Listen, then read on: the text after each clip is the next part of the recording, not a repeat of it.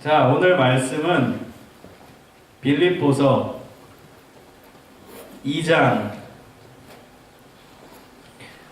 5절에서 8절까지입니다. 자, 함께 읽습니다. 시작. 너희 안에 이 마음을 품으라. 곧 그리스도 예수의 마음이니 그는 근본 하나님의 본체시나 하나님과 동등됨을 취할 것으로 여기지 아니하시고 오히려 자기를 비워 종의 형체를 가져 사람들과 같이 되었고 사람의 모양으로 나타나셨음에 자기를 낮추시고 죽기까지 복종하셨으니 곧 십자가에 죽으십니다. 아멘. 그래서 오늘부터 또 몇 주간에 걸쳐서 예수님에 대해서, 예수님의 삶에 대해서, 예수님의 인생에 대해서 생각하고 또 공부하고 도전받는 시간으로 채워주려고 합니다. 그래서 오늘은 어저께가 크리스마스였기 때문에 예수님이 이 지상에 오신 그 내용부터 말씀을 함께 생각하고 그 예수님의 삶을 본받기 위해 노력하는 우리들이 됐으면 좋겠어요. 그래서 우리가 지난주에 우리 영화를 봤잖아요. 그래서 그걸 기점으로 이제 오늘 그 다음 주는 건너서 그 다음 주도 계속 이제 예수님의 삶에 대해서 설교를 하려고 합니다. 제 설교의 목적은 예수님을 더 알아가는 거고 더 나아가 예수님의 삶을 본받아 우리도 예수님과 같이 살아가는 겁니다. 여러분이 여기 초신자들도 좀 있는데 예수님이 어떤 분인지 이번 기회를 통해서 좀 잘 알게 됐으면 좋겠고요. 그리고 예수님을 따라 사는 또 제자의 삶으로 변화되기를 간절히 소망합니다.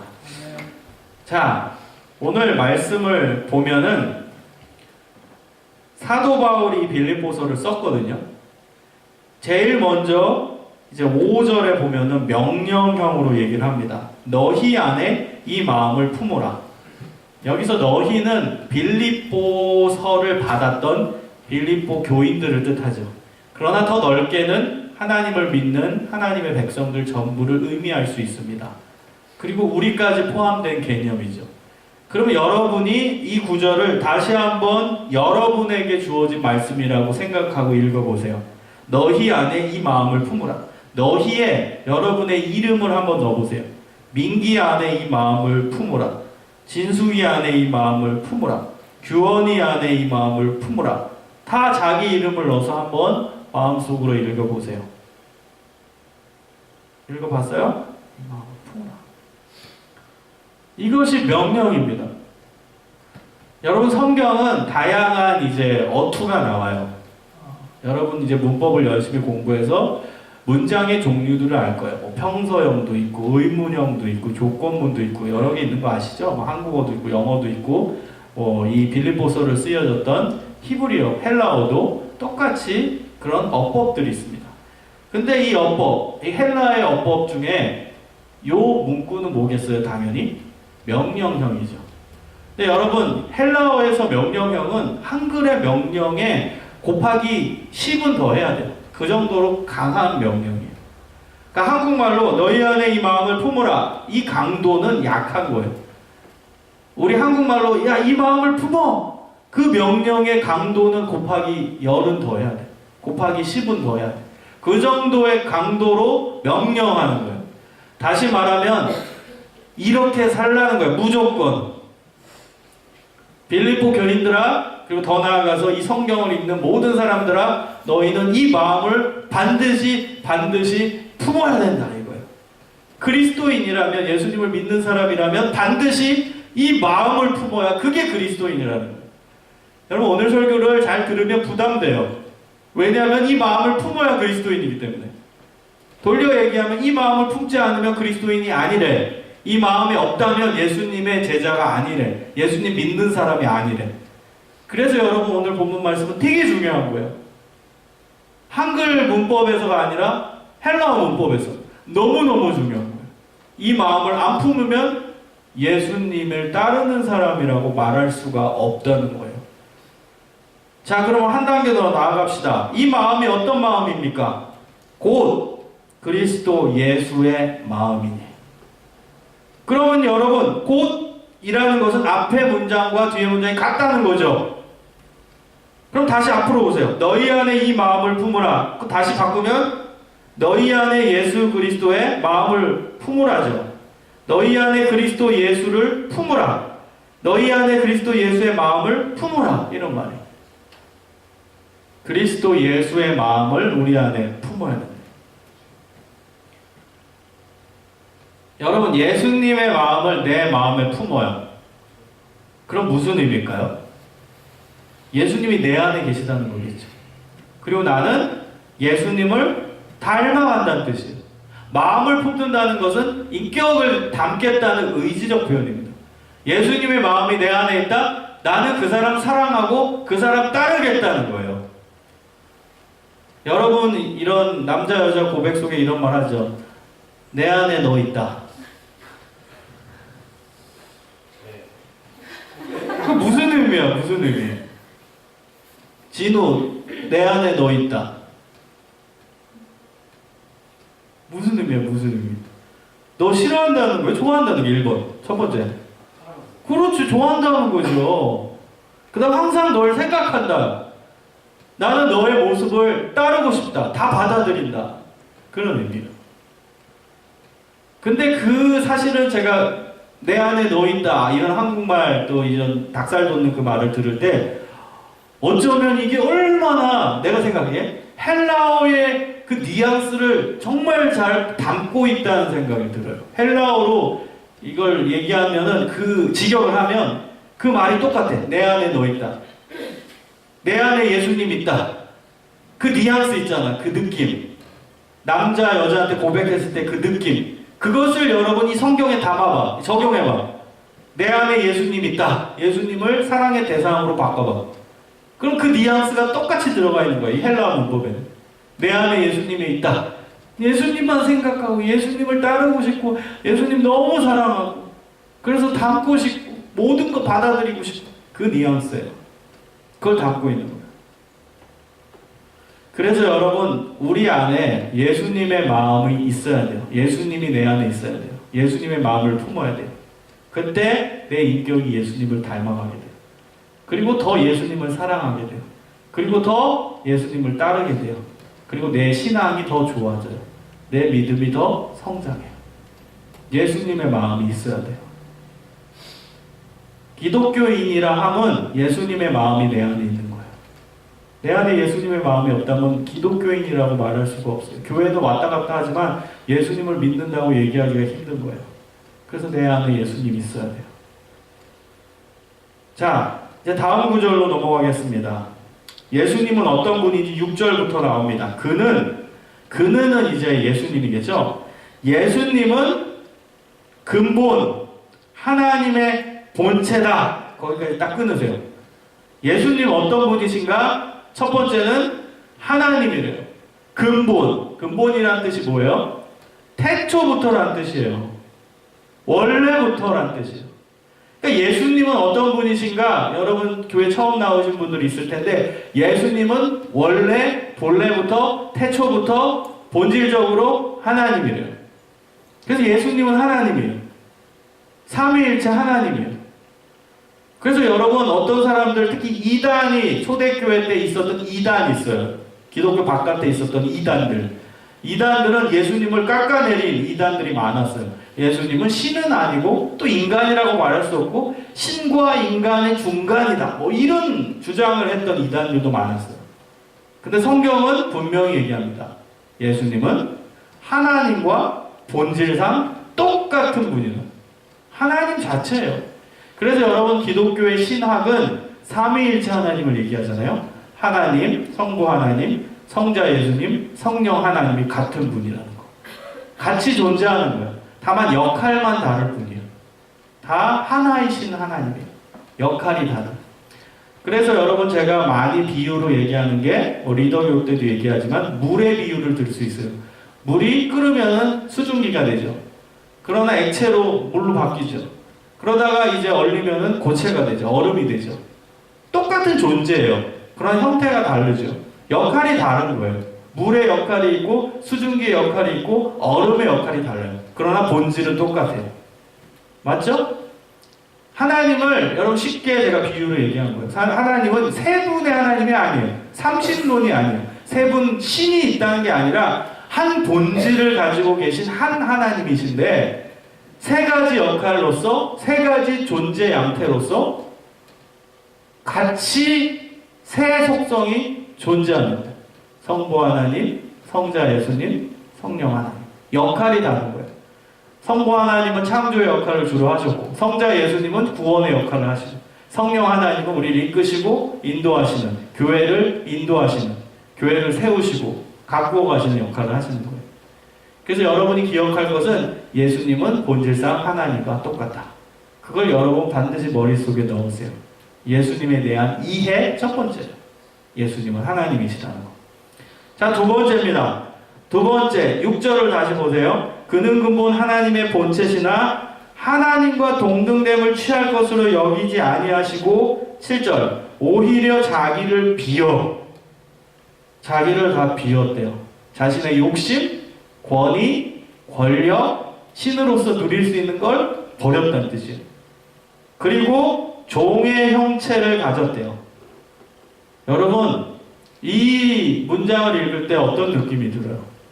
하나님이 종의 형체를 가졌대요. 그게 무슨 얘기냐면 종의 본질을 가졌대요. 종의 속성을 가지셨다는 뜻이에요. 우리 예수님은 이 지상에 오실 때 왕으로 오신 게 아닙니다. 예수님은 이 지상에 오실 때 너무나 멋있게 멋진 옷을 입고 멋있는 궁전에서 태어난 게 아니에요. 예수님 어디서 태어나셨죠? 마구간이에요.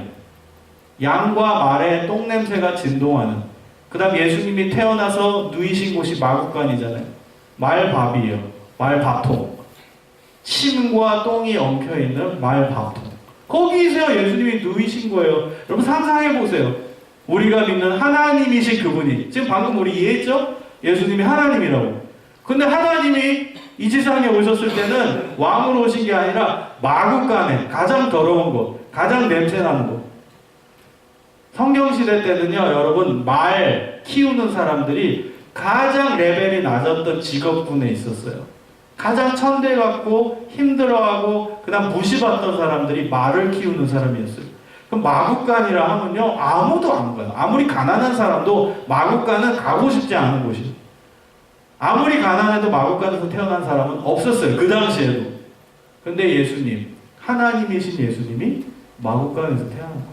그 말 구유에 그 침과 똥이 엉켜서 냄새나는 그곳에 누이시는 거예요. 종의 본질을 가지고 오신 거예요. 예수님은 이 세상에 사실 때 집 없었어요. 여러분, 예수님은 재산이 없었어요. 성경에 나와요. 예수님은 지팡이 하나 들고 다니셨어요. 그리고 단벌 신사였어요. 옷 한 벌이에요. 그래서 예수님의 옷은 찢겨지고 더럽혀져서 하얀색 옷이 아니라 누더기 옷, 검정색 옷을 입으셨어요. 원래 흰 옷이었겠지만 뭐 빨래를 할 수도 없죠. 어디서 빨래를 하는 거예요? 지금과 같이 무슨 세탁기가 있습니까? 뭐가 있습니까? 게다가 예수님은 집도 없었는데 맨날 이동하는 사역을 하셨어요. 매일매일 이곳저곳 다 이동하시는. 빨래를 할 시간도 없었어요. 한 벌 가지고. 그러니 여러분, 예수님 옆에 가면 얼마나 냄새가 났겠어요. 그게 예수님의 현실의 모습이에요. 제가 지난주에 그 영화를 보면서 안타까웠던 것은 예수님이 너무나 멋있는 얼짱의 영화배우예요. 그 다음에 예수님 너무나 멋있고 깨끗하고 하얗고, 그죠? 그거는 각색된 거예요. 각색된 거. 진짜 이 지상에 오셨던 예수님을 그 영화배우로 상상하면 안 돼요. 정말 누더기 옷을 입고 빨지 못해서 냄새가 진동해서 옆 사람은 가기도 싫어하는, 그게 예수님의 모습이에요. 종의 모습으로 살았어요. 종의 모습. 종의 형체를 가졌어요. 그게 우리 예수님이라는 거예요. 자, 세 번째. 그 다음 이 7절을 보세요. 종의 형체를 가져 사람들과 같이 되었고 사람의 모양으로 오셨어. 사람의 모양. 영어 성경을 보면 appearance as a man 이렇게 나와요. 사람의 모습을 가지고 왔어요. 이건 어떤 의미냐면 예수님의 사역을 언급하는 거예요. 예수님이 구원 사역을 해주셨잖아요. 예수님이 우리의 죄, 인간의 죄를 없애기 위해서 인간의 모습으로 오셨다는 거예요. 인간의 죄를 없애기 위해서 예수님이 친히 인간이 되셨다는 걸 뜻하는 거예요.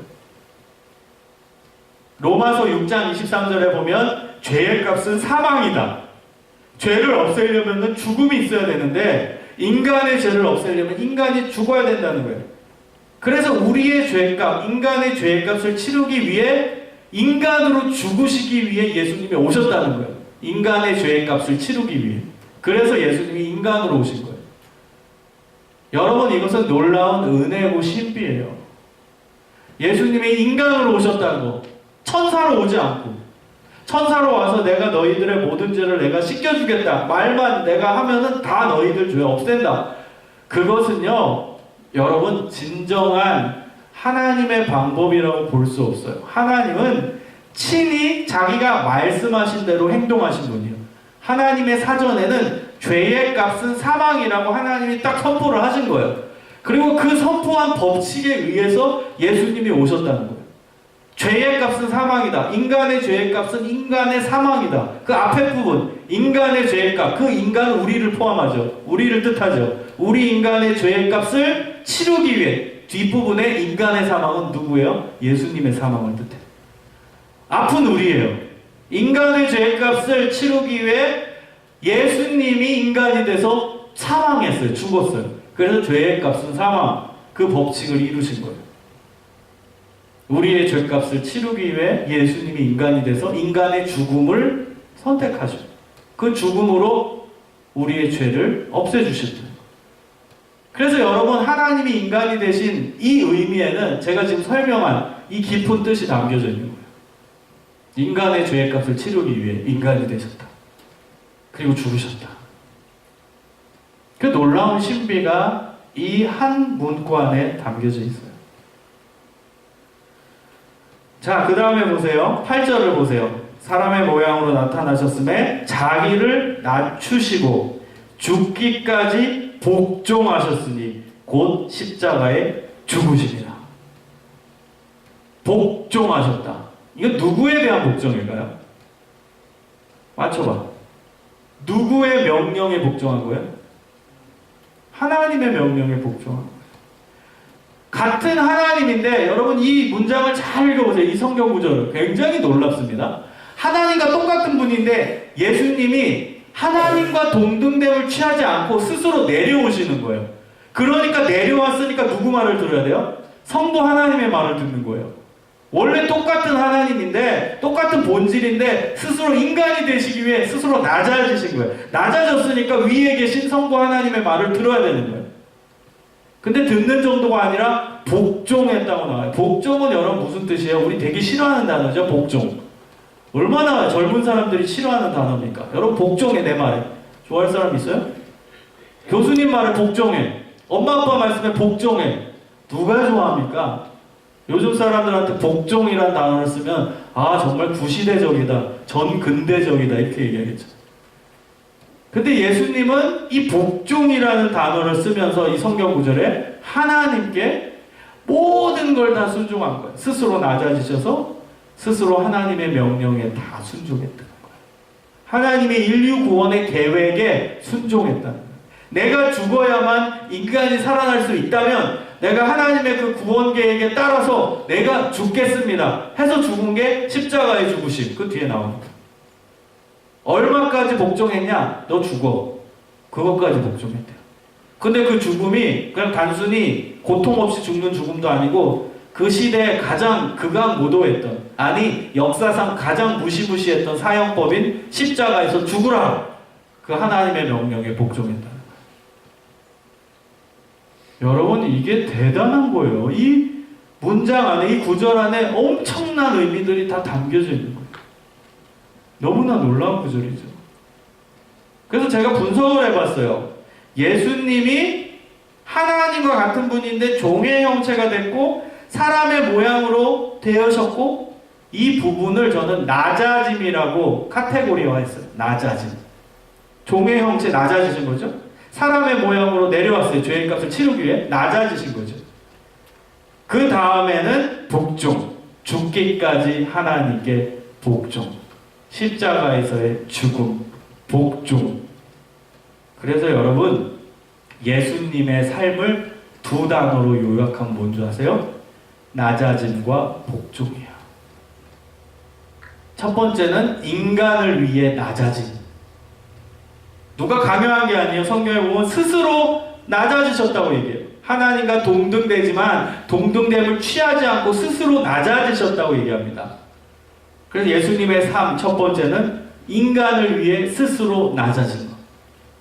그 다음 두 번째, 하나님의 인류 구원 계획을 위해 하나님의 뜻에 복종. 이게 예수님의 삶이에요. 낮아짐, 복종. 대단하죠? 예수님. 근데 더 대단한 게 뭔 줄 아세요? 더 부담되는 거? 그 예수님의 마음을 어떻게 해야 된대요? 내 마음에 품어야 된대요. 다시 말하면 낮아짐과 복종을 내 마음에 품어야 예수님의 사람이래요. 그래야 예수님을 닮을 수 있대요. 여러분, 사람이 살아가면서 제일 하기 힘든 게 뭔지 아세요? 두 가지요. 오늘 얘기한 거. 낮아지는 거. 복종하는 거. 저도 싫어요. 이 두 가지 좋아할 사람이 어디 있어요? 근데 예수님이 이 두 가지를 하셨어요. 두 가지의 삶을 사셨어요. 그리고 우리한테 요구하세요.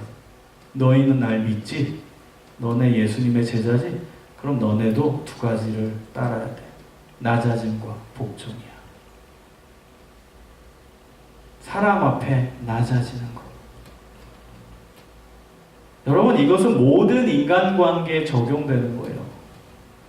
우리 사이에서 낮아짐과 복종, 서로 순종.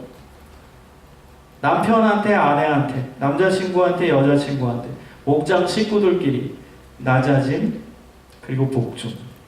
같이 하나님을 향한 복종. 이걸 지킬 수 있다면 모든 인간관계 풀려요. 그 예수님의 사람이라는 칭호를 받아요. 그리고 예수님을 닮아가게 돼 있어요. 여러분, 이 두 가지만 지켜봐요. 근데 너무나 놀라운 건 뭔지 아세요? 세상의 가치와는 반대라는 거예요. 그래서 하나님을 믿기가 점점 힘들어요. 그리고 세상 사람들은 우리를 욕해요. 우습다고 여겨요. 여러분, 밖에 나가서 얘기해보세요. 얘들아, 하나님은 이렇게 말씀하셨다. 낮아지라 말씀하신다. 그럼 복종하라고 얘기하신다. 세상 사람들이 뭐라고 할 것 같아요? 우리 보고? 야, 니네나 해라. 웃긴 놈들이네. 이 세상이 어떤 세상인데? 여러분, 세상에 나가서 나는 겸손하고 싶어. 난 낮아질 거야. 얘기해봐. 그럼 더 낮춰줘. 알아서 그래, 너 낮아져. 그래 내가 높아질게. 이러지. 자기가 가진 것을 세상은 드러내고 싶어요. 여러분, 믿지 않는 친구들 만나봐. 그럼 자랑하고 싶지. 조금 가진 것도 없으면서 가진 거를 어떻게든 부풀려서 자기를 포장하고, 그리고 자기 높아지길 원하고. 그게 우리의 본질 아니에요? 하나님이 없으면 우리 그런 본질 속에 살아가요. 계속 높아지려고 해요. 서로 잽니다. 제가 나보다 낫지. 아니지, 내가 쟤보다 낫지. 계속 잽니다. 내가 쟤보단 돈이 많아. 내가 쟤보단 똑똑하다. 야, 쟤보단 내가 노래도 잘해. 선생님, 저거밖에 안. 야, 내가 사실 한다고 하면 쟤보단 훨씬 나. 우리는요, 어떻게 하면 다른 사람을 깔아뭉개고 내가 높아질지만 고민해요. 그게 세상의 가치예요. 경쟁사회잖아요, 세상은. 그 위험한 거예요. 하나님은 경쟁 안 붙이세요. 여러분, 그거 아세요? 제가 누누이 강조하는 거, 성경을 보면 하나님의 평가 기준은 나예요, 나. 절대평가. 성경에서 상대평가 얘기 안 합니다. 절대평가를 얘기하지. 내가 가진 거에서 얼만큼 최선을 다했나, 내가 얼만큼 내 스스로 했던 것보다 좀 더 나아졌나, 이걸 평가하시지. 하나님이 너보다 얘가 더 잘했네, 얘보다 쟤가 잘했네, 너 X, 넌 실패자야, 너가 성공자야. 그런 구절 단 한 구절도 없어요. 근데 세상은 경쟁을 부추기잖아요. 무조건 1등을 원하고. 그럼 2, 3등은 너가 취업할 때도 너 뽑았어. 나머지는 다 실패자잖아요. 그건 세상의 가치예요. 그래서 여러분, 우리 힘든 거예요. 세상 속에서 세상의 가치가 아니라 하나님의 가치로 살아가야 되니까. 그래서 힘든 걸고 몸부림치는 거예요. 우리도 세상 속에 사니까 취업해야 되잖아. 좋은 대학 들어가야 되잖아. 그러니까 어려운 거야. 경쟁해야 되니까. 남을 이겨야 되니까. 근데 여러분, 중요한 건 뭐예요? 이 굴레 속에 계속 살다 보면 나도 똑같이 세상 사람이 돼가요. 내가 하나님의 가치로 무장되어 있지 않으면요, 이 세상 속에 살면서 나도 똑같이 그렇게 굴러가다가 거기에 빠져들어요. 그냥 똑같이 돼버립니다. 처음에는 그래 내가 세상을 바꾸리라, 내가 하나님의 마인드로 이 경쟁사회를 그래도 나는 살아가야 되지만 그러면서 내가 서서 영향력을 발휘해서 세상을 바꾸리라 결심을 하지만, 여러분이 똑같이 좋은 대학 가려고 몸부림치다가 또 좋은 직장 가려고 몸부림치다가 좋은 거 얻으려고 몸부림치다가 경쟁하다 똑같이 그 사회 속에서 여러분 하나님의 가치는 땅바닥에 떨어뜨리고 잊어버립니다. 그리고 나도 무조건 남을 밟고 일어나야지, 남을 밟고 이겨야지, 이 세상의 가치만 여러분 가득 차게 돼요. 여러분 조심하세요. 그건 세상의 가치. 그리고 그거 이겼다고 하나님의 이름으로 포장하면 안 돼요. 그래서 제가 지난주에도 간증의 위험성 얘기했잖아요. 그 다음 제가 간증할 때도 조심하라고, 2주 전에 조심하라고 얘기한 이유가 거기 있는 거예요. 내가 좋은 대학 들어갔어. 그러면서 하나님의 이름을 갖다 붙여서 하나님이 나를 축복하셔서 좋은 대학 갔어. 그럼 하나님 잘 믿고 좋은 대학 못 간 애들은 뭐야? 실패한 애야? 나 하나님 믿었더니 갑자기 사업이 성공해서 돈 되게 많이 벌었어. 그럼 하나님 잘 믿고 쫄딱 망한 사람은 뭐야? 굉장히 위험한 발언이에요. 그건 세상의 가치 속에 똑같이 파묻힌 거예요. 여러분, 하나님의 가치로 무장해야 돼, 우리는. 그래도 힘들어. 밖에만 나가면 다 세상의 가치니까. 우리도 그 가치 속에 경쟁해야 되니까. 근데 여러분, 전 단호하게 얘기합니다. 둘 중에 하나를 택하라면 저는 아주 명확하게 하나님의 가치를 택합니다. 저도 이 깨달음이 있기 전에, 진짜 하나님을 만나기 전에는 저 승부욕 쩝니다. 애들 말로 승부욕 쩔어요. 저 지는 거 되게 싫어요. 너무너무 싫어요. 모든 걸 다 싫어요, 지는 건. 그래가지고 내가 지면은 진짜 잠을 못 잘 정도였어요. 어릴 때부터. 그래서 예전에 얘기해준 것 같은데, 우리 가족이 모이면 윷놀이를 많이 했거든. 전체 할아버지 할머니 다 모여서 명절 때. 맨날 집에 갈 때는 다 입 이만큼 나오고 가, 나 때문에. 내가 다 깽판 놓거든, 지면. 막 울다가 발로 차고 막 다 판 뒤집고 그러고 가거든. 그래가지고 다 가족들은 집에 갈 때 입이 이만큼 나와서 나 때문에 그러고 흩어지는 경우들이 되게 많았어요. 승부욕이 너무너무 강했어요. 그러다가 이제 저도 하나님을 만나고 하나님의 가치 속에 들어가니까 지는 게 행복한다는 것을 처음 깨닫게 되는 거예요. 그렇다고 뭐 일부러 지라는 건 아니지만 저도 다른 사람이 승리하는 거에 대해서 축복해주고 박수 쳐줄 수 있는 그런 용기가 생기는 거예요. 그건 용기야. 다른 사람에게 박수 쳐주고 격려해주고, 그리고 하나님은 나의 삶을 또 다른 길로 인도해 주실 거라는 믿음이 있으니까 배 안 아파해, 남이 잘 때도. 그럼 그런 사람이 돼야 돼요. 열심히 하세요. 세상 속에 사니까 경쟁 열심히 하세요. 할 수밖에 없어, 우리는. 근데 혹 지더라도 하나님 나를 버리셨나? 그걸 신앙과 연결시켜서 내가 진 게 내 믿음이 부족했나? 쟤는 성공했는데 쟤가 내 자리 차지했네. 하나님은 쟤를 더 사랑하시죠. 이제 그런 유치한 얘기 하지 마세요. 세상의 가치 속에 하나님 안 믿는 애가 승리할 수도 있어요.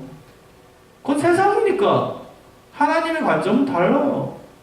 근데 세상이니까. 여러분, 기업 중에서 떼돈 버는 기업들 많죠? 그 떼돈 버는 기업의 CEO가 다 기독교인입니까? 아니에요. 하나님 안 믿는 사람 수두룩해요. 근데 떼돈 벌어 잘 돼요. 그럼 그 사람이 뭐 하나님 축복 받은 겁니까?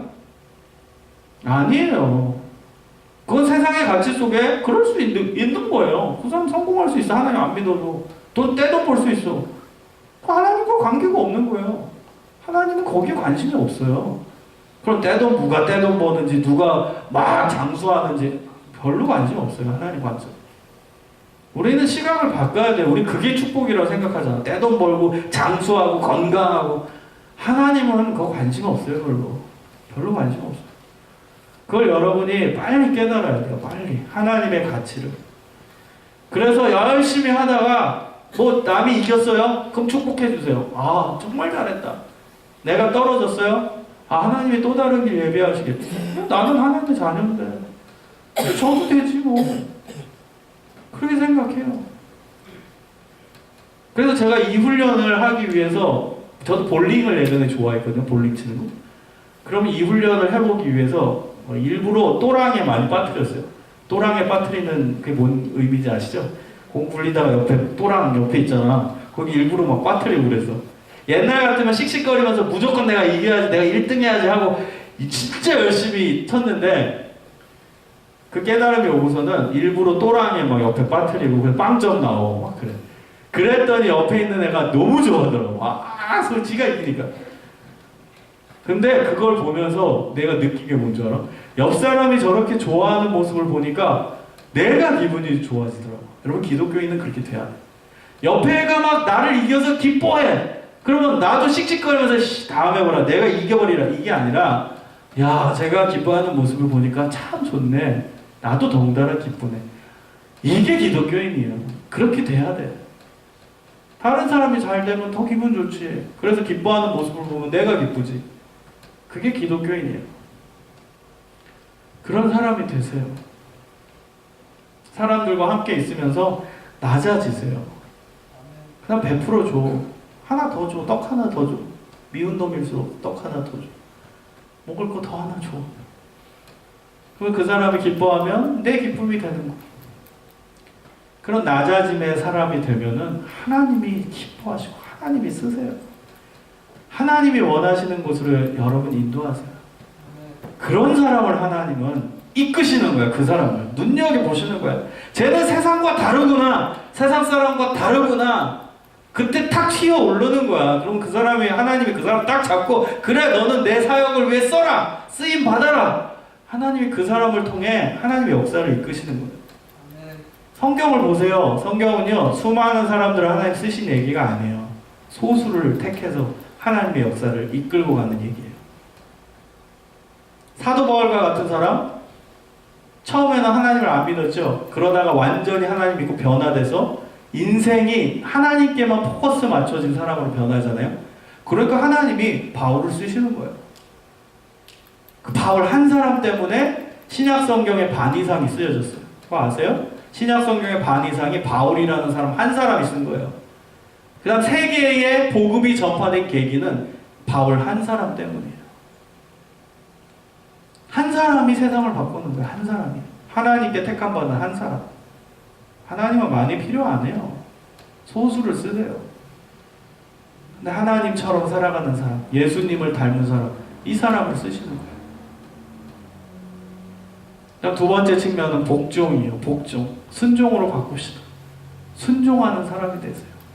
하나님께 순종하고 하나님의 말씀대로 살아가려고 노력하고. 그 다음 이것을 인간관계에 적용하면 옆 사람에게 순종하세요. 같이 있는 사람에게 순종하세요. 그럼 모든 인간관계는 풀려요. 우리는 나만 높아지려 하고, 그러니까 순종을 안 해요. 근데 낮아지는 마음이 있잖아요. 그럼 순종할 수 있어요. 순종을 좀 여러분 좋아하는 용어로 바꾸면 들어주세요. 들어주세요. 다른 사람의 얘기, 다른 사람의 원하는 거 들어주세요. 그럼 돼. 다른 사람이 기뻐하는 거. 내 것만 요구하지 말고, 내 것만 주장하지 말고. 그게 예수님의 마음을 가지고 살아가는 사람이에요. 예수님의 마음. 여러분, 예수님의 마음을 가지고 살아가고 싶어요? 혼자? 예수님의 마음을 가지고 살아가고 싶어요? 아무도 싫어하네. 여러분이 진짜 우리는 하나님의 가치대로 살아가기가 어렵다는 거예요. 그리고 우리가 변화가 안 되는 우리의 현실을 보는 거예요. 이 말씀을 듣고 예수님이 이렇게 사신 분이다, 따라 살아야지, 그런 열정이 없어. 말씀은 말씀이고 내 삶은 내 삶 따로야. 그러니까 우리는 백날 신앙생활을 해도 변하지 않아. 맨날 교회 와도 똑같은 인간관계 때문에 힘들어하고 교회 와도 사랑이 없어. 전 제일 안타까운 게 뭔지 알아요? 교회만큼 사랑 타령 많이 하는 데는 없어요. 근데 정작 사랑이 제일 없는 데가 교회예요. 너무너무 안타까워. 여러분은 그나마 괜찮지? 한국 교회 싸우는 게 너무 많아요. 어른들 사이에서 치고받고, 정말 치고받고 싸워요. 말로 싸우는 게 아니라 진짜 치고받고 싸워요. 막 조폭 동원해서 싸우는 교회도 있어요. 진짜입니다. 여러분 놀랄 노자예요. 그런 교회들이 한두 교회가 아니에요. 많아요, 한국에. 사랑 타령 제일 많이 하면서 사랑 없는 데가 교회예요. 얼마나 예수님이 마음이 찢어지시겠어요? 왜 그런 줄 아세요? 말로는 들어. 설교는 잘 들어. 근데 변화가 안 되거든. 왜? 내가 그렇게 살려는 의지가 없어. 내가 그렇게 살려는 열정이 없기 때문에. 그러니까 변화가 안 돼요, 변화가. 여러분 아주 명확하고 단순합니다. 예수님처럼 살고 싶으세요? 그럼 낮아짐과 복종이에요. 그 두 가지가 없으면 예수님처럼 살 수 없어요. 변화 안 돼요. 그리고 여러분은 신앙의 깊은 세계를 깨달을 수가 없어요. 자, 우리 옆에 분들과 얘기해 봅시다. 우리 좀 낮아집시다. 옆에 좀 얘기 좀 해. 우리 좀 낮아지자. 그리고 좀 순종 좀 하자, 서로. 서로 말 좀 잘 듣자. 말도 좀 잘 들어, 서로. 목장 식구들끼리 말도 좀 잘 들어주고, 교원아, 알았어? 서로 좀 말 좀 잘 들어줘. 잘 듣고, 인정해주고, 세워주고, 격려해주고, 그 다음에 자기 자랑만 하지 말고, 옆에 사람이 잘났다고 세워주고, 띄워주고, 그런 멋있는 사람이 돼봐. 그럼 여러분이 낮아지는 게 아니야, 그렇다고. 여러분의 본질이 낮아지는 게 아니야. 하나님은 세우셔. 여러분 오늘 말씀 뒷구절에 보면 어떤 내용이 나오는 줄 아세요? 2장 9절 보면 이러므로 하나님이 그를 지극히 높여 모든 이름 위에 뛰어난 이름을 주사 하늘에 있는 자나 땅에 있는 자들과 땅 아래에 있는 자들로 모든 무릎을 예수의 이름에 꿇게 하시고 모든 입으로 예수 그리스도를 주라 시인하여 하나님 아버지께 영광을 돌리게 하셨느니라. 이런 게 반전이라는 거예요. 예수님이 그렇게 낮아지고 복종하셔서 결과는 존재 자체가 땅바닥에 떨어졌냐? 그게 아니라는 거예요. 하나님이 그를 세웠대요. 지극히 높여주셨대. 그리고 나서 하늘에 있는 자는 누구겠어요? 천사겠죠. 천사나 땅에 있는 사람들이나 땅 아래에는 무슨 의미냐? 죽은 사람을 뜻해요. 모든 존재들이 다 모든 무릎을 예수의 이름에 꿇게 하셨대요. 이게 놀라운 반전인 거예요. 여러분 낮아진다고 내가 막 다른 사람 순종한다고 내가 비참해지고 내가 실존 존재가 진짜로 땅바닥에 떨어지냐? 아니라는 거예요. 하나님의 관점에선 하나님이 그를 지극히 높이시는 거예요. 그리고 진짜 올라가는 거예요. 하나님이 세우시는 거예요. 그거 여러분 낮아졌다고 억울해. 내가 낮아지는구나. 내가 존재가 이제 땅바닥이구나. 세상은 날 몰라주는구나. 내가 이렇게 겸손하려고 하니까 쟤는 내 실력을 무시하는구나. 내가 아무것도 없는 자라고 생각하는구나. 여러분 그런 생각에 빠지지 마요. 하나님이 높여주셔. 가만히 있어도 높여주셔. 여러분 입으로 막 자랑 안 해도 하나님이 높이셔. 하나님이 세우셔. 그런 축복을 받으세요. 그런 축복을. 예수님을 높이신 거죠. 예수님처럼 따라 사는 여러분을 높이실 거예요. 아멘. 이 예수님의 삶을 본받는 여러분과 제가 되기를 소망합니다. 아멘. 어제 성탄절이었어요. 크리스마스 어떻게 지내셨어요? 어제? 뭐하고 지냈어요? 뭔 게임? 나띵이라고? 여러분 크리스마스 이 시즌 때는 예수님의 삶을 묵상하는 때예요.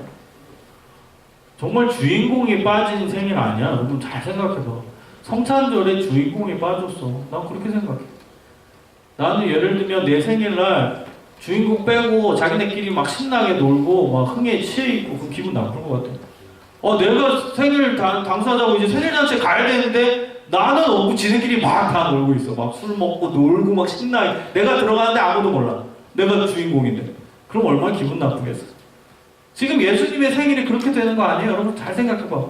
예수님이 생일의 주인인데 정작 주인공은 없고 자기네끼리 신나고 놀고 믿지 않는 자도 막 술에 취해가지고 흥에 겨워서 괜히 들떠있고 선물 교환하고 괜히 산타가 그 주인공이 되어버리고 황당한 거 아니에요? 정말 황당한 크리스마스예요.